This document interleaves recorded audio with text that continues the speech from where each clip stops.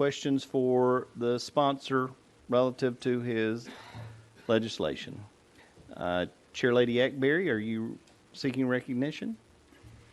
Yes, Mr. Chair. I'm sorry, I think there might be one other person that's traveled here to testify. Okay. I, 3 more people to testify? Well, I tell you what we're going to do. Since I allowed Miss Kirby and Miss Leroy to come up, and we had Mr. Pearson come and speak, then I'll allow one more person to come up, and that'll be even on that. And so whichever one would like to speak. Okay. Welcome. Members, we'll go back, without objection, we'll go back into recess to hear from the witness. And good afternoon, sir. Welcome. And please identify yourself. Thank you, Mr. Chairman. My name is George Nolan, and I'm a lawyer with the Southern Environmental Law Center. I'm also a cattle farmer and a rural landowner.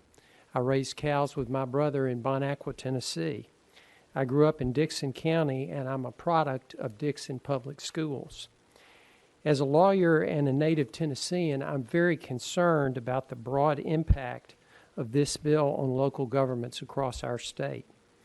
If passed, it would affect every county commission, city government, school board, and local water authority in all 95 counties. And it would tell each of those local governments that when out-of-state companies want to run high-pressure crude oil, petroleum, or methane gas pipelines through their communities, local government will have no say about where that infrastructure is placed. It's important for local government to have a say about what happens in their communities because, unfortunately, high-pressure pipelines and storage tanks over time are prone to ruptures and leaks. They can pollute drinking water and sometimes even explode.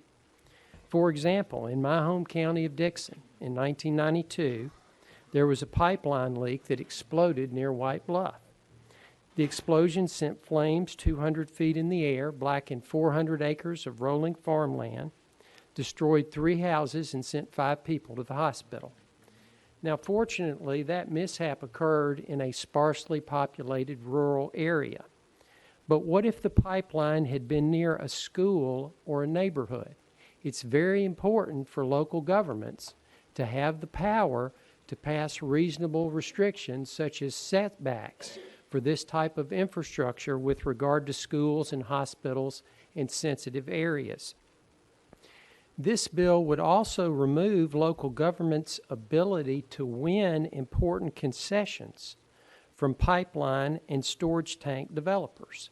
For example, right now in my home county of Dickson, a Texas company is developing a large petroleum facility near Interstate 40.